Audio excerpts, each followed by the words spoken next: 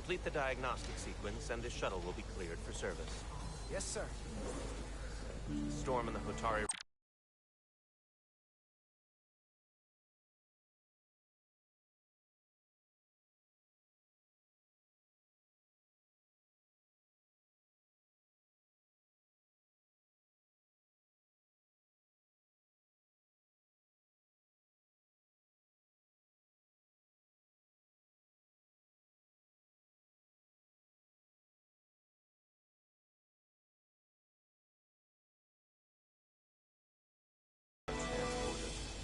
We need all available shuttlecraft in working order.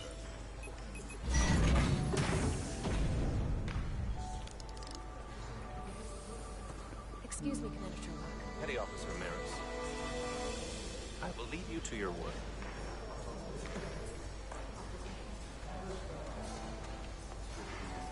I stopped by sick bay in San Luis. Figured you'd want to know. Did the doc get her fixed up? She's stable. There's something about the storm's radiation that's making it hard to heal the energy lines. That doesn't sound...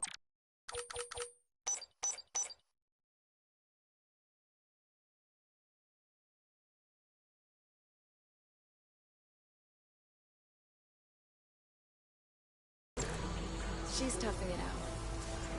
Dr. Duvall said she'll be back on duty soon, though. Come on. I have to run the final diagnostic.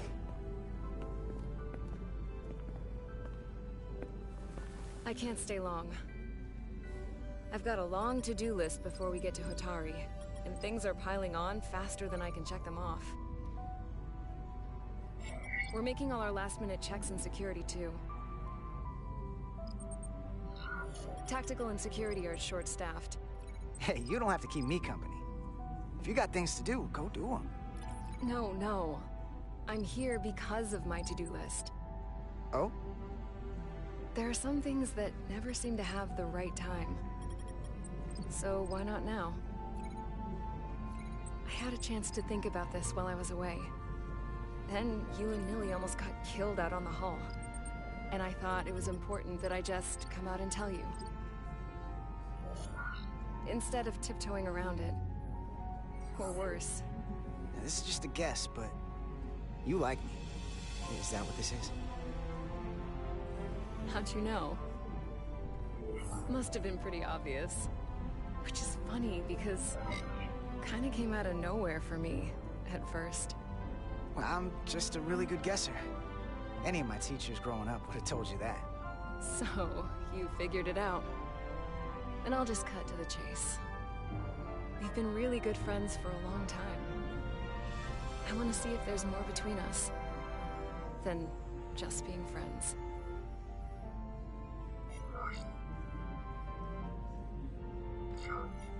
You don't have to explain it. I feel the same way. There is something between us. So, do you want to find out what that something is? If it's there for you, and it's there for me... We don't have to put too much pressure on it. Let's just see where this goes. I like that. Definitely felt some pressure coming down to see you.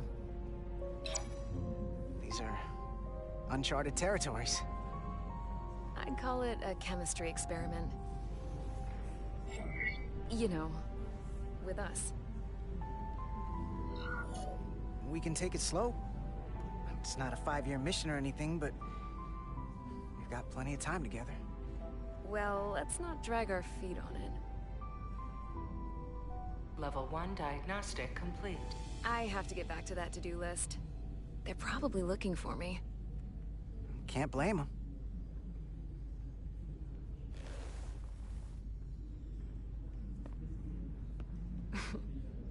I'll be seeing you.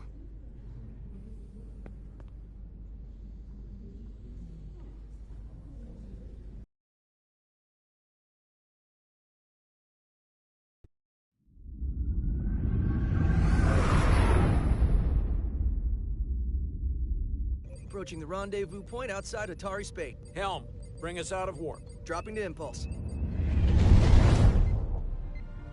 Ionic interference surging, Captain.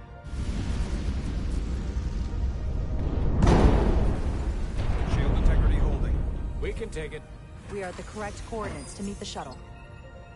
Commander Rydek, find us our diplomat, if you will. Aye, Captain. Let's reduce the noise. Filter out environmental signals. I can manually tune what's left for Federation signal types.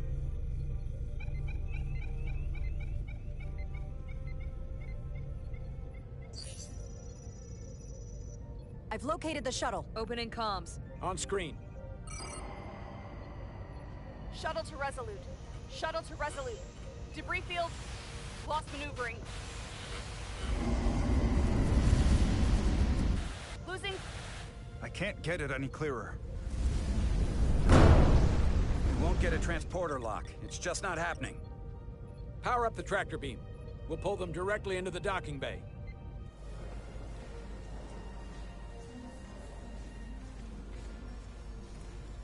Diaz, you good to run the tractor emitter? Yes, sir. Come on, Diaz. First thing, lock onto the shuttle and stabilize the rotation.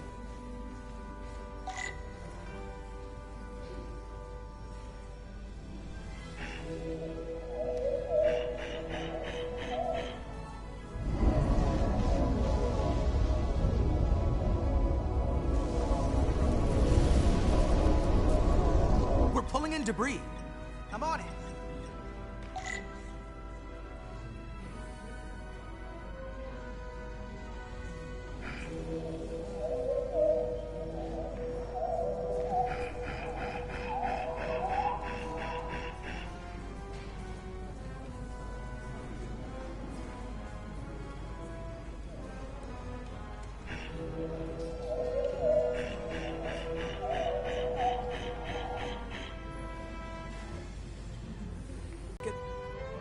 I believe so.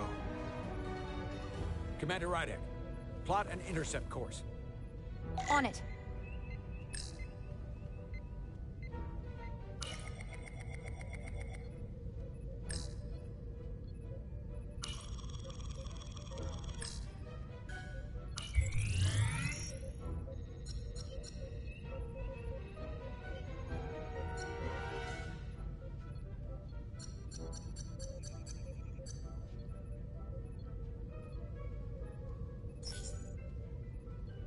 Here we go. Maneuvering thrusters bearing 53 Mark 17, 200 meters on an intercept course.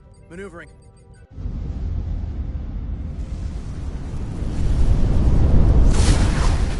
Got it. Whoa! Someone's working hard on the bridge.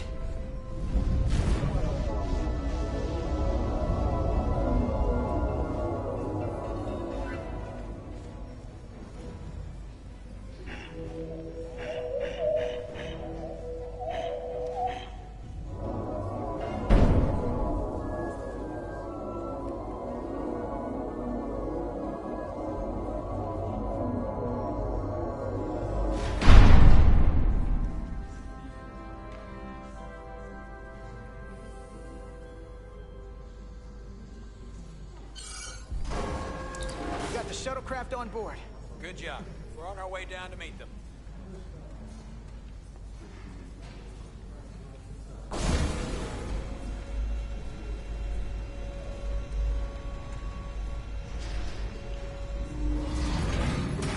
Terra firma, so to speak. Ambassador Spock.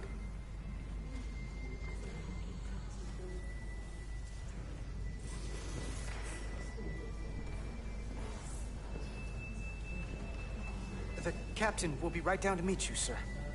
In that case, I will wait for him here.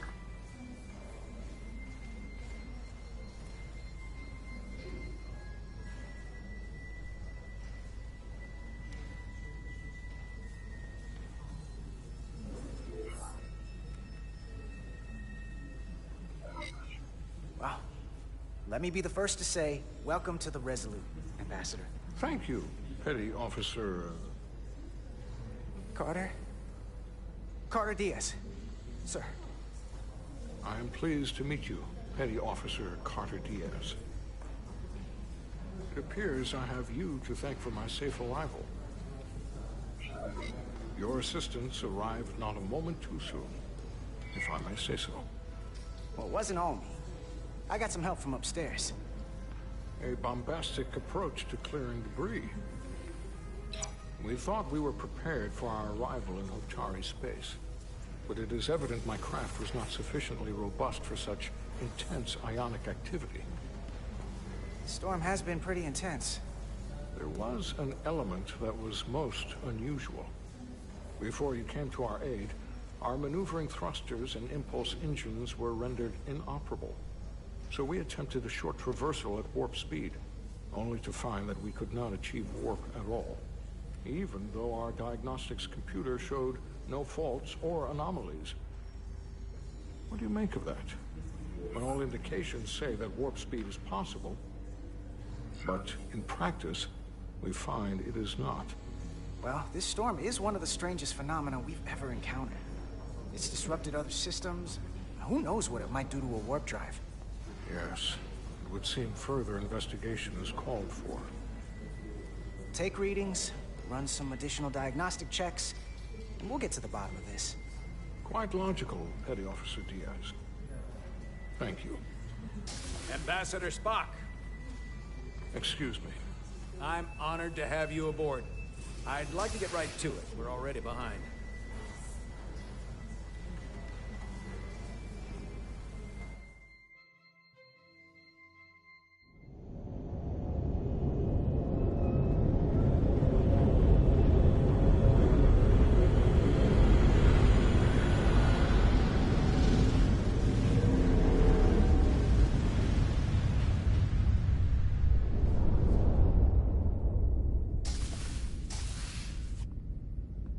Ambassador Spock, my senior staff.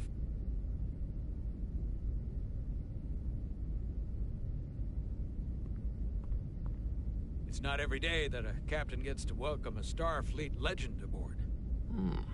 You flatter me, Captain Solano. But legend implies the past tense, whereas I am very much focused on our present circumstances. I didn't mean to suggest you were stuck in the past. You're right, Ambassador. Not the most diplomatic choice of words. You are a legend, Ambassador. There's not an officer in Starfleet that doesn't know of your career. I would never assume that to be the case. We were hoping you could fill us in on the details. We got the basics from Starfleet. Two formerly peaceful neighbors are now on the brink of war. Indeed, and the tension between them grows fiercer by the hour.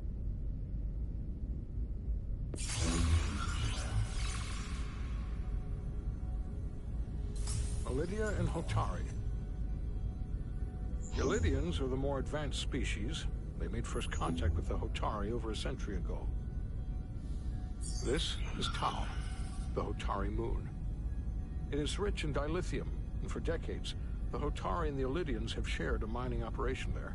The Illydians provide the technological resources, while the Hotari have served as the labor force. The stability of that arrangement was the source of their peace, until recently. The Hotari have suddenly and forcefully seized control of the mining operations and expelled the Illydians from their system. That is the official story, as told by the Hotari when they requested Federation mediation. But the details remain scant. Communications between all parties have been limited by the ionic interference. How is it the Hotari were able to turn the tables and take the mines against superior forces, especially after decades in this arrangement? Unclear. The answer to that question, left unchecked, this conflict will result in more bloodshed, which is what we are here to prevent. And the dilithium trade hangs in the balance. Clearly, the Hotari have been exploited in this relationship. Maybe we can persuade them peace is the more profitable alternative for everyone. They both profited from the mines. And for the Hotari, something is better than nothing. Peace is our objective, after all. We can call it profitable or mutually beneficial, but at the end of the day, the Hotari are still being exploited for their own resources. True peace is not merely the absence of war. And as such, this conflict will surely come again. Neither the Illidians or the Hotari are members of the Federation, so we can't make them do anything. There is an additional complicating factor I should mention. In the past, the Federation has relied on the Illidians as a source of dilithium. That certainly changes things. The Federation sources its dilithium from a lot of places. Yeah, and this is one of them. So we've already played a part in this. Unfortunately, that is indeed the case, Commander Rydek. We're morally obligated to make this right. Hold on. Our only obligation is to negotiate the peaceful resolution of this conflict. Given the Federation's involvement in the Illidium dilithium trade, Captain Solano and I must make every effort to appear neutral in these negotiations. What worries me is if this whole thing unravels, and we're at the mercy of the storm at less than full strength. We can't let it come to that. Considering what the Ion Storm has done to our ship, and the Ambassador's shuttle, we have to assume the Illidian fleet has had problems with it as well. This recent surge in the energy disturbance temporarily levels the playing field. Commander Westbrook is correct. The energy anomalies around the Hotari systems have been noted in the past. If it's keeping the two sides talking instead of shooting at each other, that actually helps us negotiate a peace. And we'll take advantage of that as long as it works in our favor. And when it doesn't? All the more reason to learn as much about it as we can while we are here. We do not want to be caught unprepared, should the energy anomaly continue to fluctuate. So I trust we understand our circumstances. We're operating on a strict timetable here, and we're going to be leaving for the negotiations shortly. Commander Westbrook, I want you to leverage our systems to investigate the anomaly from here while we're gone. Aye, Captain. Thank you all. Dismissed. I want to speak to both of you privately.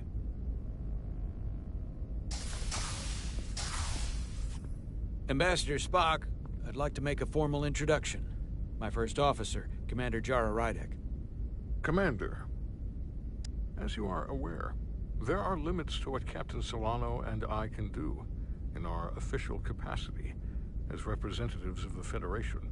But someone in an unofficial capacity, your first officer, for example, would not be bound by those restrictions. Commander Rydek could ingratiate herself to certain parties behind the scenes, where they may be more candid in revealing information that could lead to a resolution.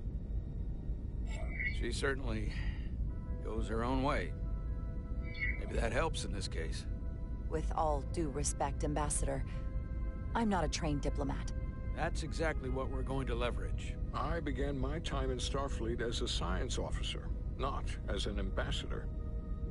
We must be adaptable in the line of duty. Well, I hope Commander Rydek will have more luck finding out what really happened than we will through official diplomatic channels. The fate of the negotiations, the interests of the Federation, and the prospect for peace may very well depend on it.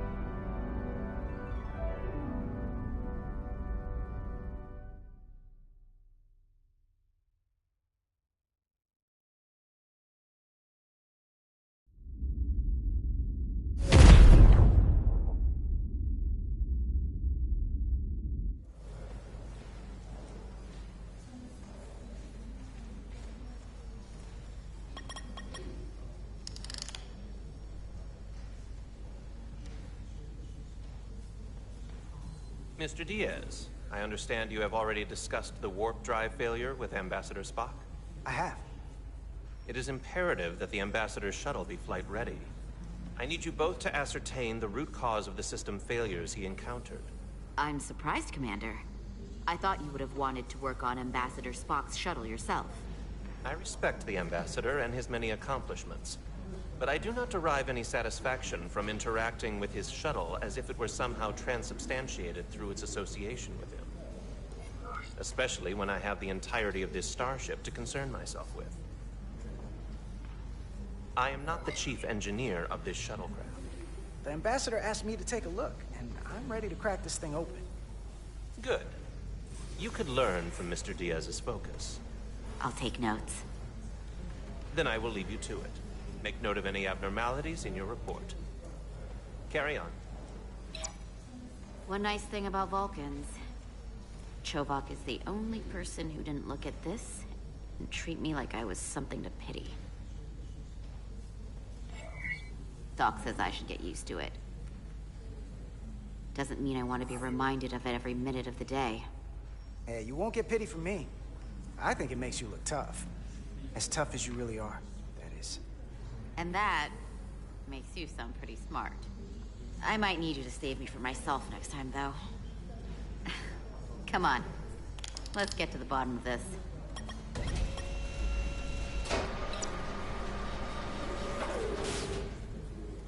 Ready to go? All set. Let's run the diagnostic.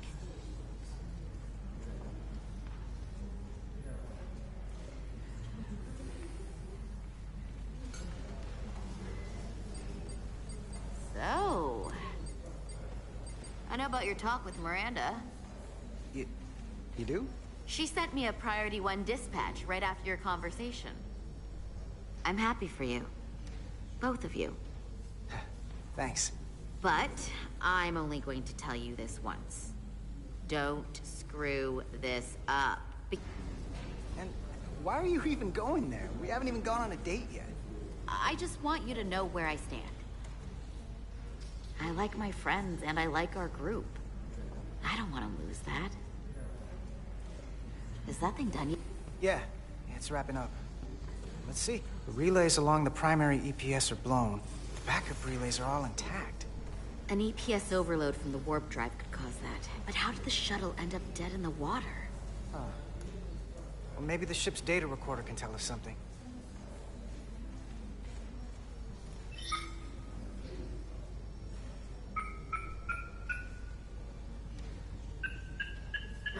Here. They were only about 8 minutes from their plotted warp point. No faults, just those warnings. What are they?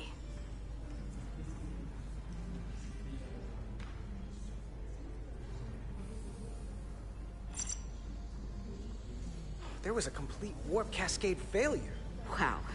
They're lucky the shuttle didn't turn inside out. Makes me think the computer panicked on the warp field equation. The warp field became inverted suddenly. I've seen this happen when the center warp coil cracks. A cracked warp coil throws a fault code. Still, we should take a look.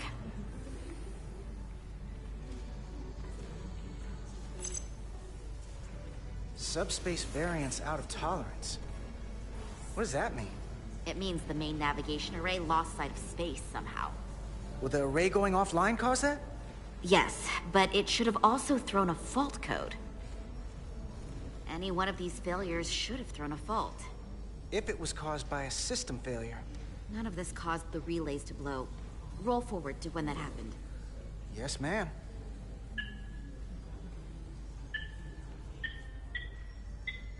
So here, they take a moment to get their bearings and they attempt to re-engage the warp drive. There. That's the relays blowing.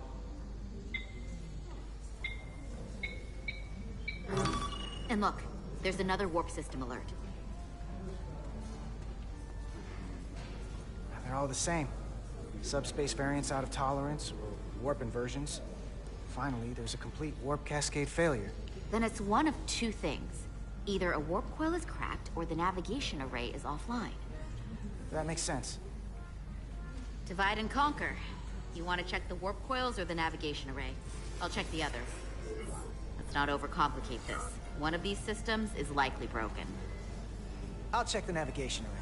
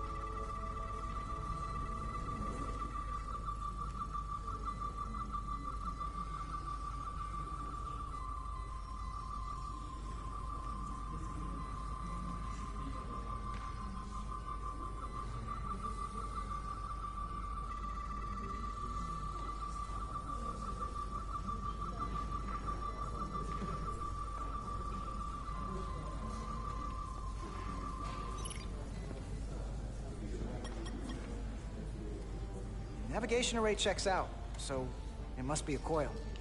Except it's not. Checked and double-checked.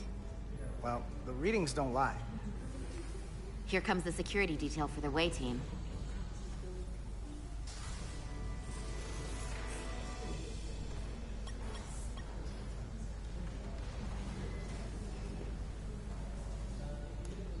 Hey.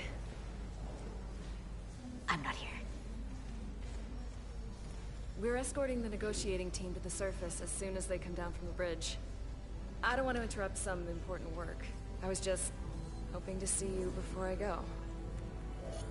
The captain and the others will be here any minute now. Should be an interesting ride down to the surface. You're the one with the important job to do. Keeping the captain safe. And Ambassador Spock. It doesn't always feel that way.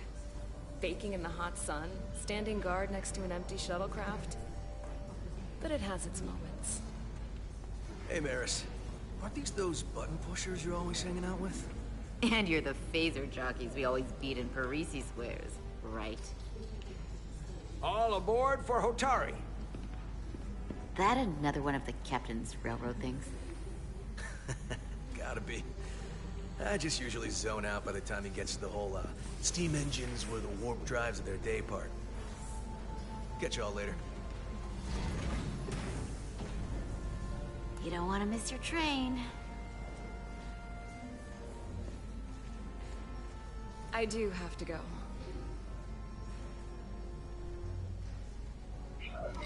Not gonna lie, I'd rather not leave right now. More important things on my mind. Do me a favor. Come back safe. Deal.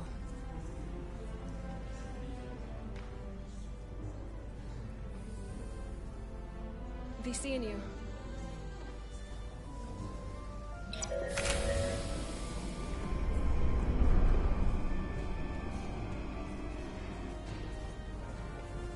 Exelar de Diaz. If you could float back down to reality, we still have a ways to go. All right, where were we? So, the warp coils in the navigation array are fine, but the nav computer doesn't seem to think so. I'm out of ideas short of field stripping this shuttle from bow to stern. You wanna take this out of the shuttle and throw it on the bench? Oh, real hands-on maintenance. I like it. Okay, the nav computer is patched into the ship. The ship's computer can double-check our work. If the shuttle's nav computer is putting out false data, we'll know it. Let's run through the shuttle's logs again. Running now.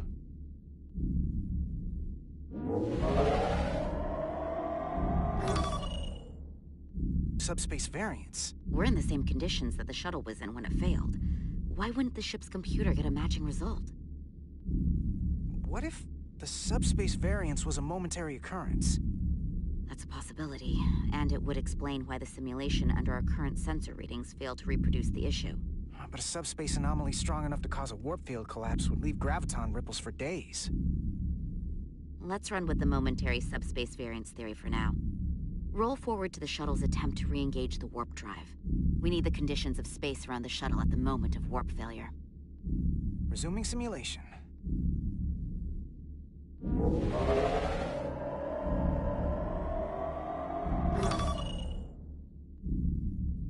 Error in warp field calculation. Cochrane formula variables are out of range. That right there. Take the shuttle sensor data from that moment.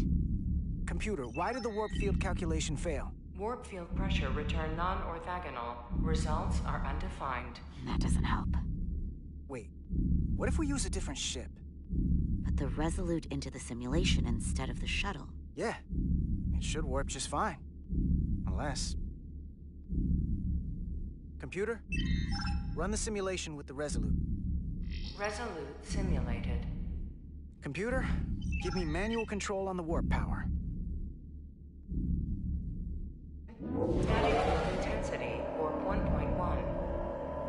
1.2. 3. Warp pressure is destabilizing. Error in warp field calculation.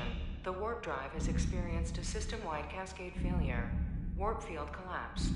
Subspace variance is out of tolerance. Cochrane formula results are undefined. Bingo. What-o? The same moment when the shuttle failed to warp, so did the ship. Whatever happened to the shuttle just happened to us. The Resolute will not sustain warp. We can't leave Hotari space.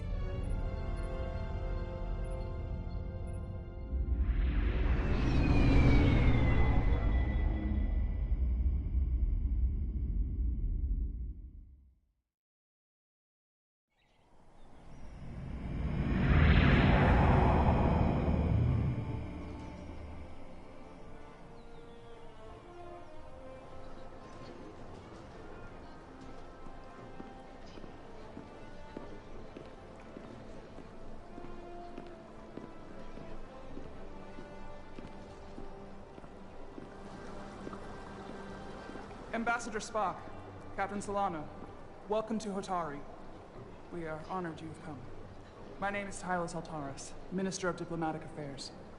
The honor is ours. And this is Commander Jara Rydick, first officer aboard the USS Resolute. You'll find she has a keen mind and unique insight into the dynamics between the Hotari and the Lydians. We are honored to be here as representatives of the Federation. I'm so glad. These must be the representatives of the mighty Federation. The reigning authority in the galaxy. Or so we've been led to believe. Whether that's true or not remains to be seen. But, either way, we're grateful you've made the time to come to our little corner of the universe. And you are? This is Galvin, and this is Citron, the heroes of the revolt in the mines.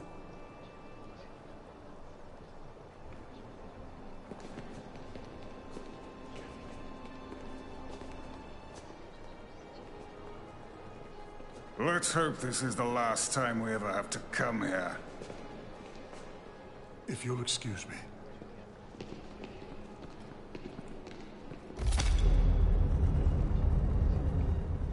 I think we're about to begin.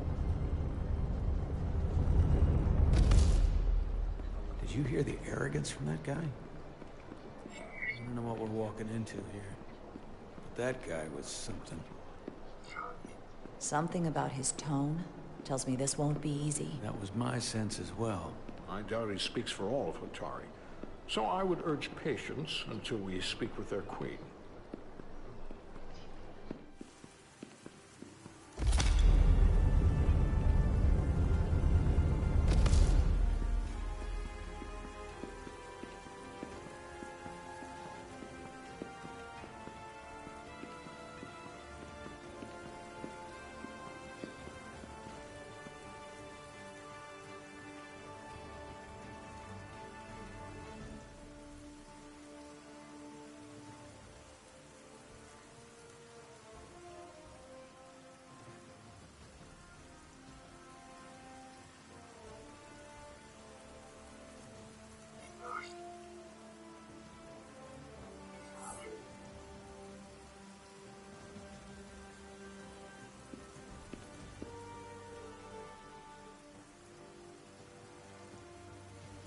Ambassador Spock, welcome to Hotari Prime. The honor is mine, Your Majesty. That the Federation would send one of their most respected representatives is not only an honor to the Hotari people and their queen, but a recognition of our stature and importance. Let's get on with it, shall we? With all due respect to the Federation and their ambassador, they have no authority here. We are not members of their alliance. We are not subject to their rule, nor yours. We demand the immediate return of all mining operations to Lydian control, as it has been for centuries and will be for centuries more. That has always been our understanding. That understanding has changed. Then you invite war. And if you cannot remain silent, you will be silenced.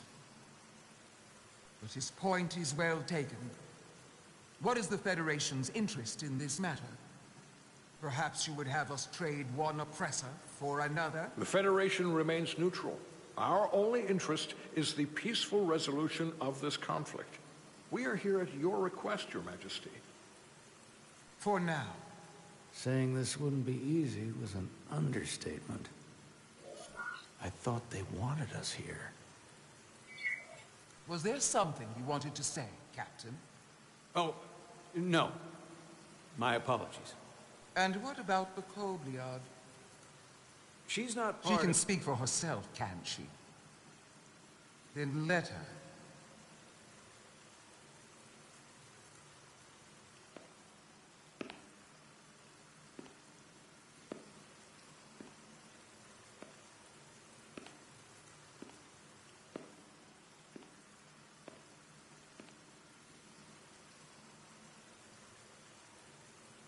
Now then, what is your name? Commander Jara Rydek, Your Majesty. Being a Kobliad, you would know better than anyone. Your people suffered brutal treatment at the hands of the Cardassians. Their injustice towards the Kobliad is as unimaginable as it is unforgivable. Not unlike how we have been treated by the Elidians. As much as they'd have you believe they are the victims here, remember it was the Hotari who attacked us. Hundreds of innocent Elidians were slaughtered without mercy in those mines. The blood is on their hands, not ours. Quiet! If after all the Kobliad suffered, you finally had the chance to right that wrong, to get out from under their control,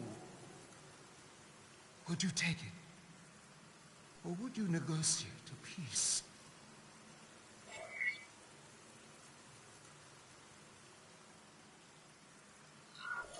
There is no remedy for what the Kobliad suffered. And I fear who we might have become in pursuit of it. There is no justice if the oppressed become the oppressor. So I would willingly accept a peaceful resolution if it were offered.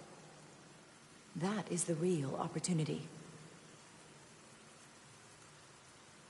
Perhaps, Commander Rydek. Perhaps. Unfortunately, that was not the case, was it? No, it was not. Peace is often elusive to those who need it most.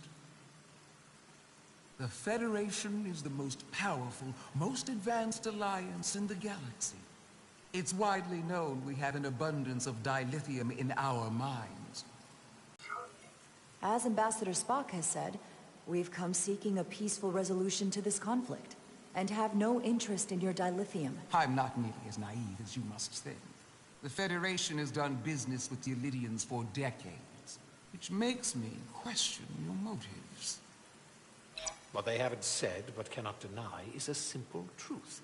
The dilithium trade would not and will no longer exist without Elidian involvement. We created it for the benefit of everyone, especially the Hotari. We've given them warp technology. We've let them share in the profits. We've made their lives infinitely better than before dilithium was discovered.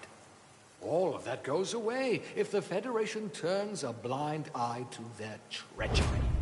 That is enough of your lies! The Hotari are quite capable of running the mines. We've done so for centuries. Don't tell me, who deserves control of the dilithium trade and the mines on Tau? Who should the Federation recognize? The Hotari or the Elidians? Can only be one or the other, not both. If I have to choose only one, then it would have to be the Hotari. Well said. How could the just and wise Federation make any other choice? This is an outrage. The Federation has lost all credibility. The mines are ours. Lydia will not be deterred. We will take back our mines by any means necessary. And you will see more blood spilled. I am more than willing to address your concerns, Your Majesty. Yours as well, Representative. But I suggest we could have a more productive conversation with a smaller group. Perhaps only the most essential representatives.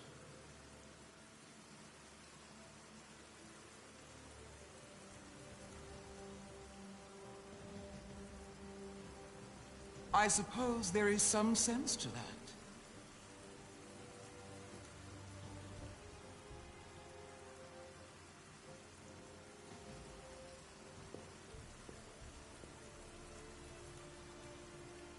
I hope we meet again, Jara Ryder.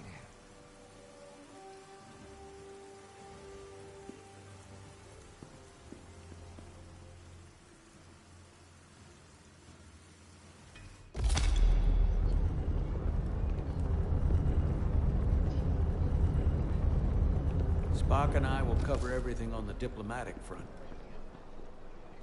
You make nice with the locals and see if you can get some answers. We need to find out why the Hotari are so willing to risk war. What happened in those mines?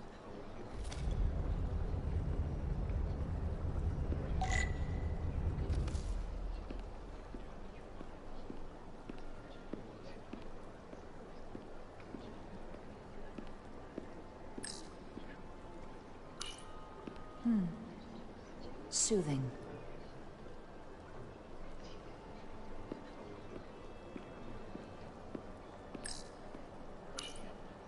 Commander, I'm glad you've chosen to side with the Hotari. I knew the Federation would see through the Elydians' baseless claims and protect the interests of my people. To be clear, I'm not on either side of this conflict. Our only interest is peace. I will keep that in mind. I assume you were there, the day the mines were seized from the Elydians. Not seized. Reclaimed. And restored to their rightful owners. Yes, I was there. We had to be decisive. Before the Elydians could even realize their worst nightmares upon them.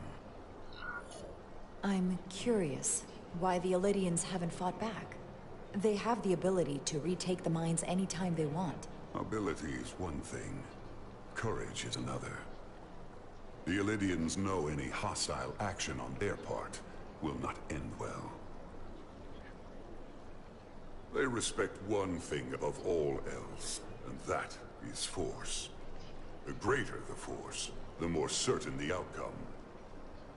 Any talk of making peace is just that, and worth little without the strength to secure it. Which makes me wonder about your ship, the Resolute. Undoubtedly the Federation's finest warship. Ready to contend with anything the Elydians might have in store. Or is that not true? Maybe I've misjudged it. I wouldn't say state-of-the-art, but the Resolute is plenty capable and can hold its own against just about anything. Let's hope so. Because at the moment, it's the only thing preventing them from wiping us off the map. Sidron. A pleasure meeting you, Commander. I'm sure we'll cross paths again.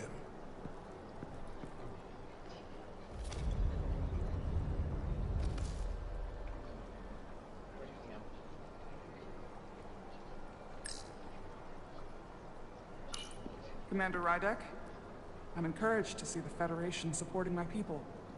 I'm afraid of what might happen without your help. The Elydians have no right to your land. It was clear which side was more deserving of our recognition. It's so different to have someone on our side. These are unusual times, to say the least. Much is changing. I saw you speaking with Sidron, our national hero.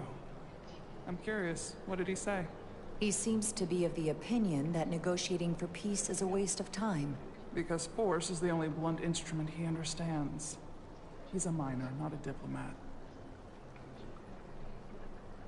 For the first time in our history, the Hotari have the upper hand. We see ourselves as strong instead of downtrodden. New voices have risen up. Old voices shouted down. Calvin and Sidron have become national heroes. Now, they have the Queen's ear.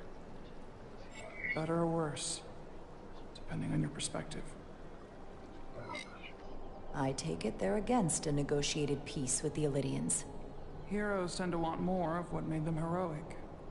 If it were up to them, they'd wage all-out war and bring ruin upon us all. My fear has been that the Elydians will launch an attack and crush us. You've seen their starship, no doubt. They could have retaken the mines whenever they wanted to, but it never happened. And as strange as this may sound, I'd almost say they're afraid. I just don't know what they're afraid of. It's still the same bluster and bravado you would expect from them. But it has no teeth. Like they're afraid of what might happen. Because of what happened in the mines. Is it Galvin they're afraid of? It's entirely possible. But I don't know for sure. Whatever Galvin is doing in those mines is turning everything upside down. But no one knows exactly what's happening.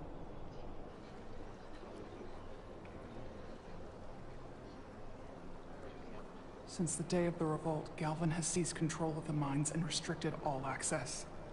No one's allowed without his personal authorization. And they've taken over a section of the palace with just as much secrecy and security. I'm told it could be something they brought back from the mines. I've made inquiries, but everyone pretends it doesn't exist. I strongly suspect they're hiding something. Are you sure of this? It's been the talk of the palace since the day of the revolt. How can we know?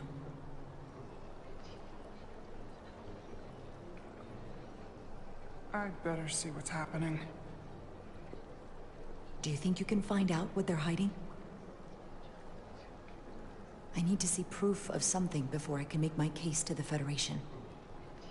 I can try, but even if I found it, I might not know what to make of it.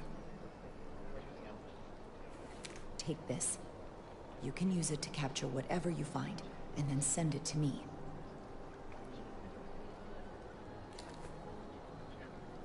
Thank you. I will let you know what I find. And I look forward to our meeting again.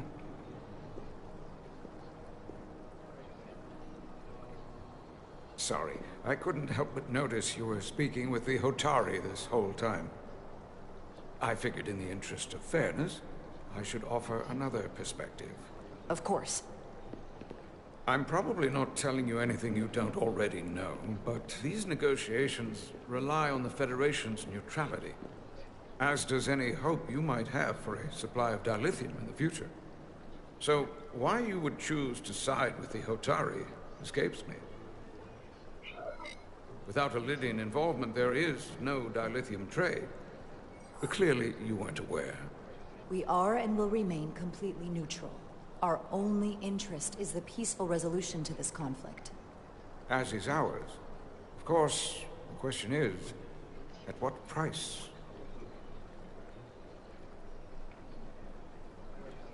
Major Salit Arminta, Special Attaché, Elydian Armed Forces. Pleasure to meet you, Commander. I have my issues with the Hotari, but I have to give them some credit. They know how to seize an opportunity. Inciting an uprising the same day as a massive, once-in-a-lifetime ion storm. Our assumption was that this storm was just an anomaly. Yes. Well, the official story is that it was the storm that enabled the revolt. How else do a bunch of unarmed, unorganized miners seize control of an entire moon, much less thousands of mines? But I've talked to people who were there. They tell a different story. They say they're lucky to have escaped with their lives. That it was more than just the storm. That somehow the miners were able to harness the energy from the storm. I know it sounds crazy. I'm not even sure I believe it myself. But that's what they said. You just answered your own question. How do a group of miners do something that in theory can't be done? That's how. Harnessing the storm. But even if it's true, how does that even happen? You tell me.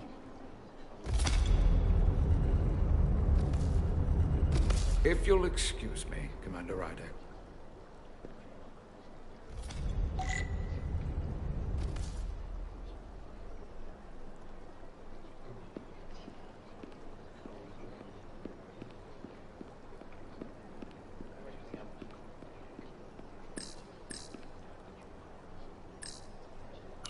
Such rough terrain. No wonder the Hatari are so tough.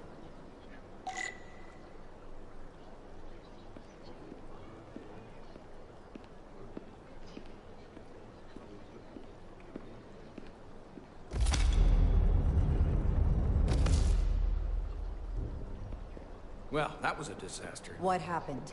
The Hotari refused to concede anything, so the Elydians stormed out. The Hotari did not invite us here as peacekeepers.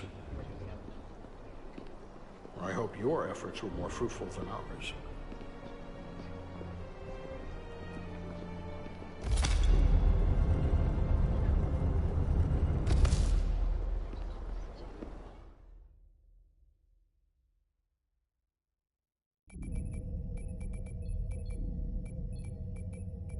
Gravitational harmonics failing to resolve.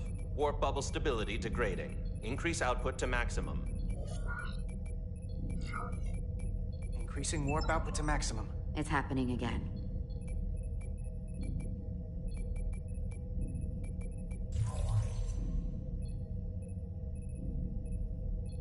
It is evident that presently, the Resolute cannot achieve warp propulsion. Since our diagnostics rule out any problems with our warp systems or anything about the ship, the problem appears to be the fabric of space itself. Space itself? You're saying something about this region of space prevents warp travel? Prevents it, or can't sustain it. However improbable, that appears to be the case. We need to know more.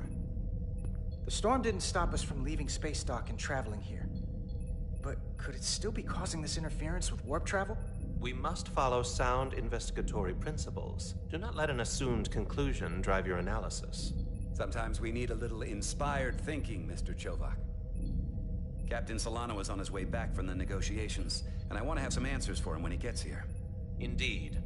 Given the facts at hand, we may be able to deploy subspace probes around the ship to construct a clear picture of the phenomenon. Around the ship. I'll prep a shuttle.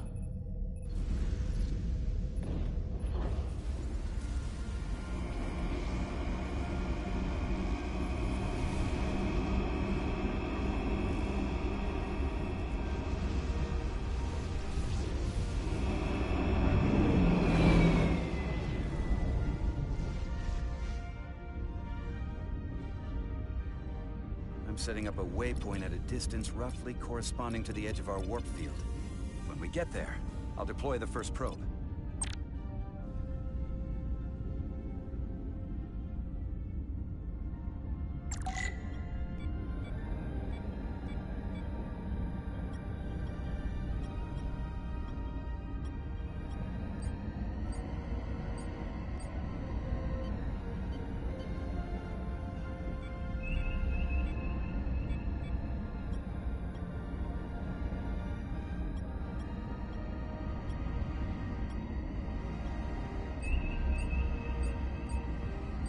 Commander Westbrook, the Resolute systems are calibrated to receive the probe's readings.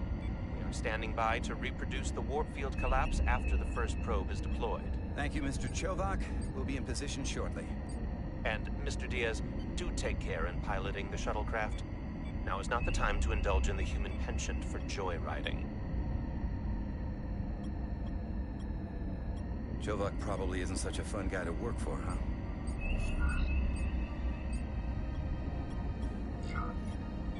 Nah, Lieutenant Commander Chovak's not so bad.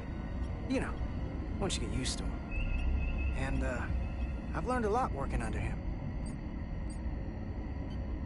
I have a feeling I'm going to have to work harder to be a political animal like you. With this new first officer coming aboard.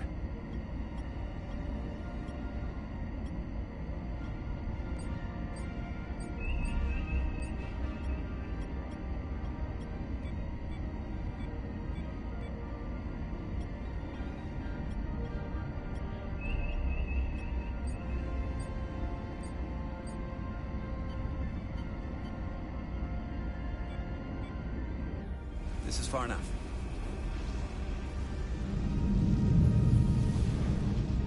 Transporting the first probe into position.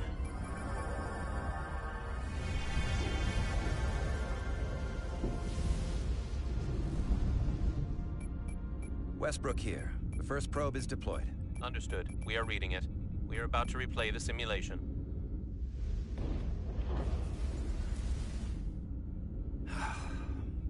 Problem? I just can't get a handle on her. Commander Rydek. She rejected my plan to use a deflector pulse against the storm surge. But on the other, she did listen to my advice and use the whole polarity trick to get you through that excursion alive. I'm not saying there's anything wrong with the new XO. I'm sure she's a fine officer, even if we don't see eye to eye. But she didn't go through what the rest of us did. You know that.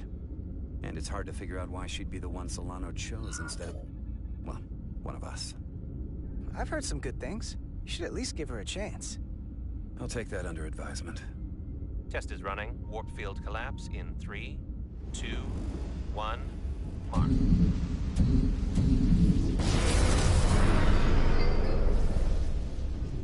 Whoa.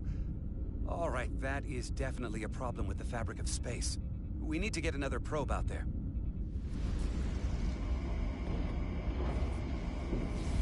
With 2 points of data, the Resolute and the probe, we've managed to get an interference pattern. I'm setting a waypoint to a particularly strong area of interference. We'll deploy the second probe there.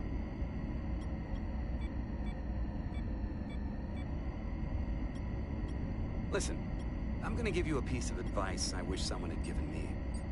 Make sure you're never just one thing. Don't get so focused on what's in front of your face that you lose sight of the big picture.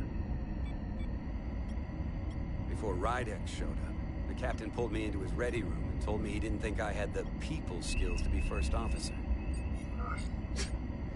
What a load of crap. I mean, if he'd said that about Chovak, sure. I appreciate the advice, Commander. I'll make sure I keep my options open. I don't need to tell you how to operate. You're already well on your way. You're a capable engineer. You're good in the field. Keep up the good work. And who knows? A solid jack of all departments like you could be Commander-in-Chief of Starfleet one day. Hell, Admiral Jellicoe started as a shuttle pilot. And there are places to go in the enlisted ranks, too. I love it. So put me up for promotion. I'm ready for my next challenge. Well, I think you're going to have to prove that to your boss, Chovak, first. He's the one who has to put you up for consideration. If I were first officer, it would be different. Well, what do you think? Is there room for me in the science division? Unless I can come up with a real good reason. This isn't enough? It might be.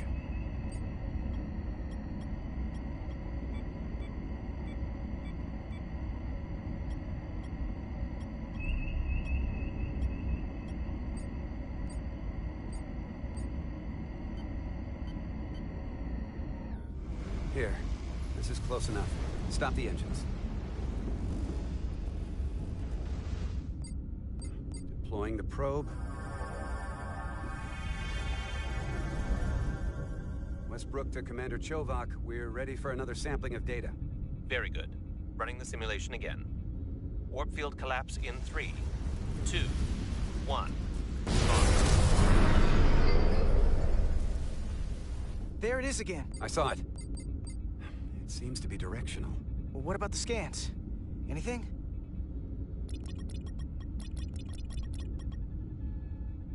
Here's the readings in relation to our local space. We've got the Resolute, Otari Prime, and the probes. All this interference is overloading the sensor buffers. We're gonna have to triangulate the sensors manually.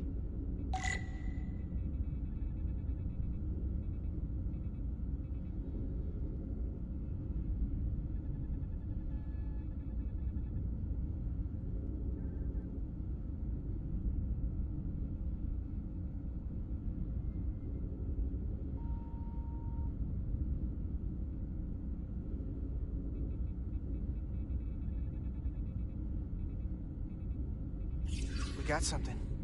These markers indicate peaks in the gravimetric interference patterns. Let's see if I can find some more.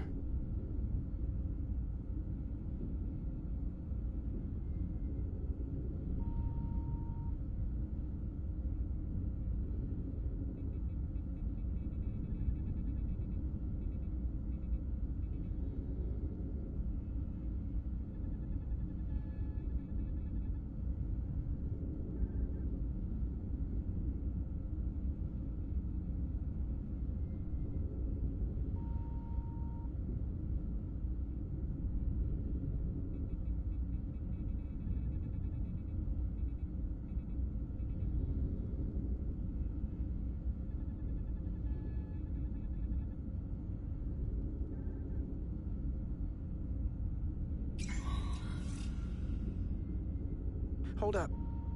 This is coming from the moon. A beam that blocks warp travel. Aimed right at us. Someone is doing this intentionally. I don't know how they're doing it. This is like nothing I've ever seen. We're under attack and we didn't even know it. We need to stop them. Unplug whatever it is they're hitting us with. Now, look here. It's our current readings of the ion storm. These concentrations. They line up with the interference pattern. The storm and this beam, they're coming from the same place. Carter, whatever petty local conflict brought us here, it's just a small part of something much bigger.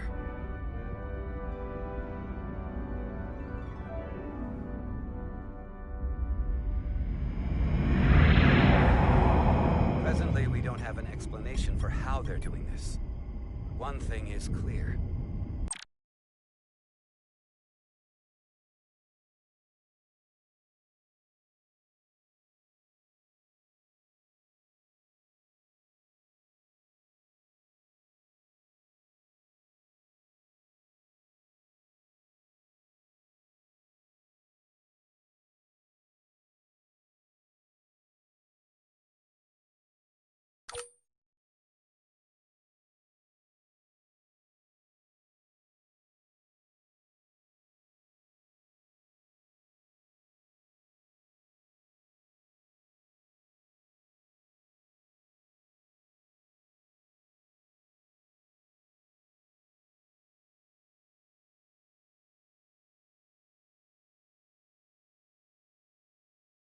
This is no